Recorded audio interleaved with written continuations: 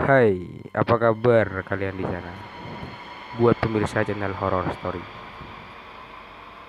Pada kesempatan kali ini, saya akan menceritakan sebuah kisah horor yang pernah dialami seorang pemuda di suatu desa. Bagaimana keseruan ceritanya? Simak videonya baik-baik. Tali pocong Selasa Kliwon.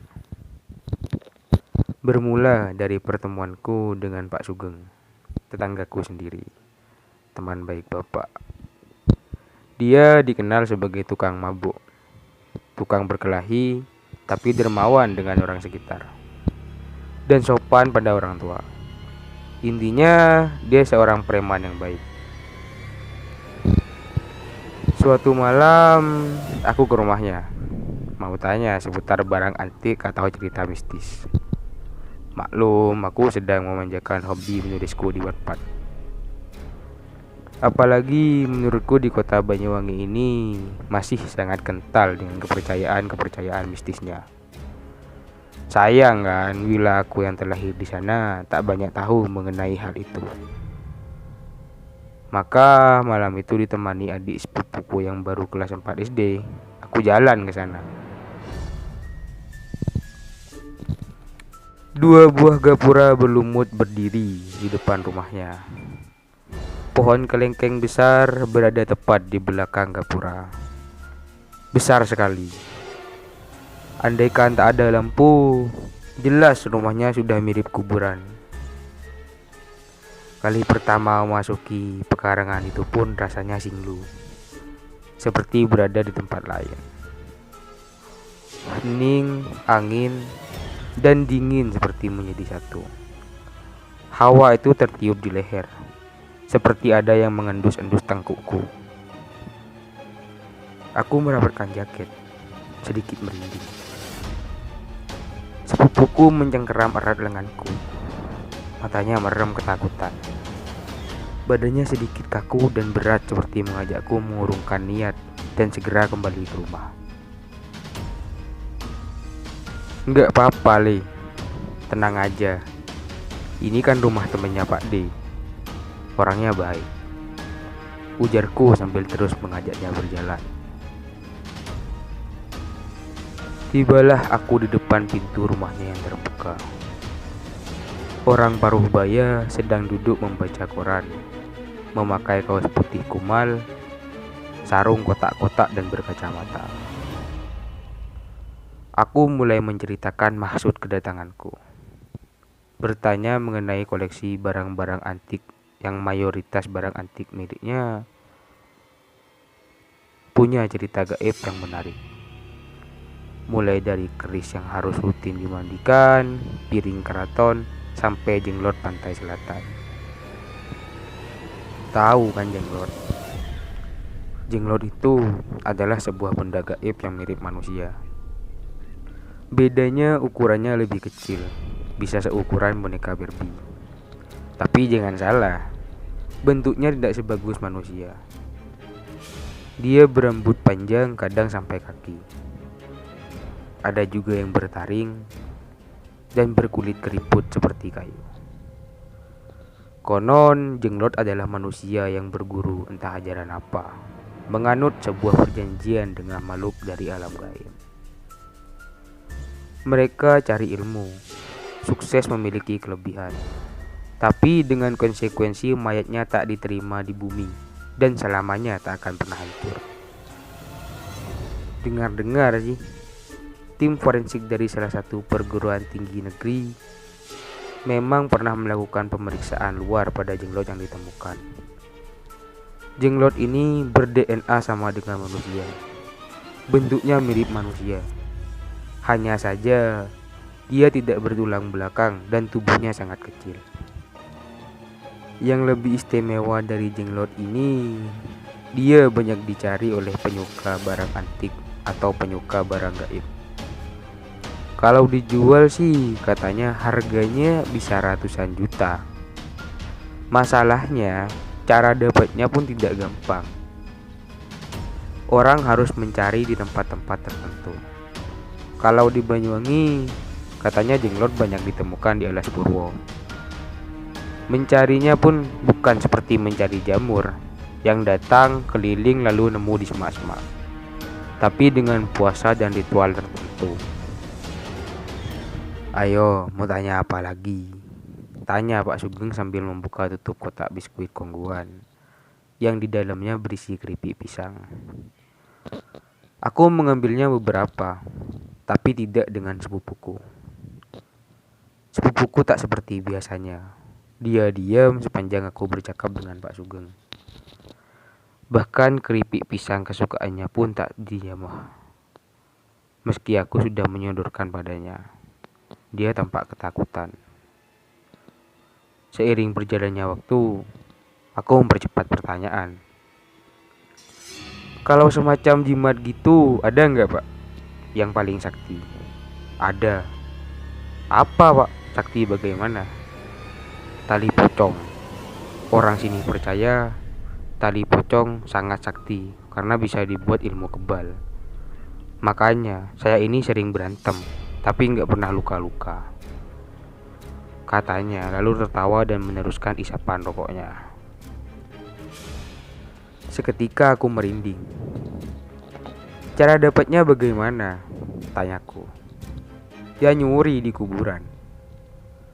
Lalu dia diam lagi, melihat sepupuku yang semakin takut, mengepulkan asap rokok dan bercerita lagi. Tapi kamu jangan bilang siapa-siapa ya. Aku pernah nyuri, tapi bukan punya orang di desa sini kok. Tali pocong yang dicuri itu bukan milik mayat sembarangan, tapi mayat yang matinya Selasa Kliwon. Harus Selasa Kliwon. Sepupuku duduk mendekat, menggandeng tanganku. Bapak berani sekali, apa nggak pernah dihantui? Tentu. Awal-awal aku mencuri tali pocongnya, pocong itu terus menghantuiku. Kemanapun dia selalu ikut. Aku menunduk, aku melihat dia. Aku menengadah, aku melihat dia. Kemanapun aku menoleh, aku akan melihat dia. Wajahnya hancur tak karuan, matanya membelit. Terus pocong itu kapan hilangnya, Pak? Dia masih sering berkeliaran di sini. Kadang-kadang saja dia hilang, tapi pasti kembali lagi. Bulu kudukku berdiri. Sepupuku menarik-narik tanganku, seperti sengaja menyuruhku cepat pulang. Setelah basa-basi sebentar, akhirnya aku pamit lantaran melihat sepupuku yang makin pucat ketakutan. Tampaknya sepupuku itu benar-benar ketakutan hebat. Dia diam sepanjang perjalanan. Aku bertanya padanya, tapi dia hanya menjawab singkat-singkat saja. Kadang diam dan menyembunyikan wajah di balik tanganku. Aku pun mengantarnya ke rumahnya. Dia segera meluk ibunya dan masih juga ketakutan. Aku pulang, segera merebahkan badan di kamar. Tapi cerita-cerita Pak Sugeng terus membayang. Dan saat aku tidur, entah kenapa, perasaan dingin, singlu, dan hening seperti waktu di rumah Pak Sugeng itu masih menyelimutiku. Aku merasa berada di tempat lain. Kamar yang biasanya gerah pun membuat tubuhku serasa dingin.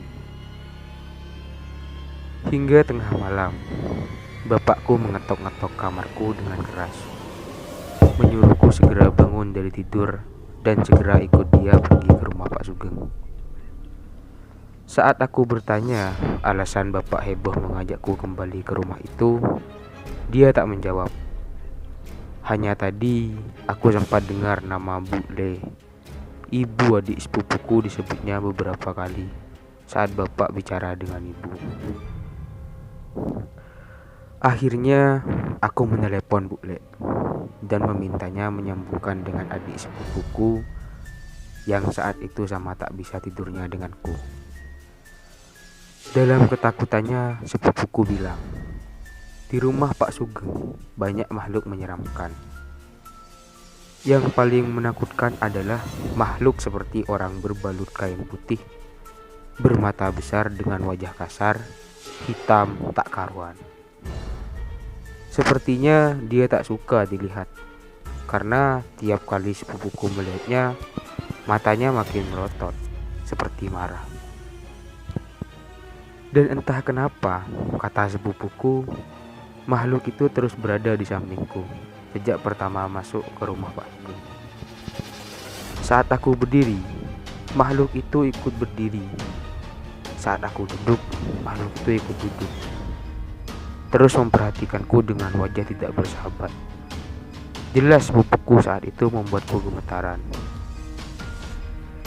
Dan semenjak kejadian itu, aku memang merasa tak pernah sendiri.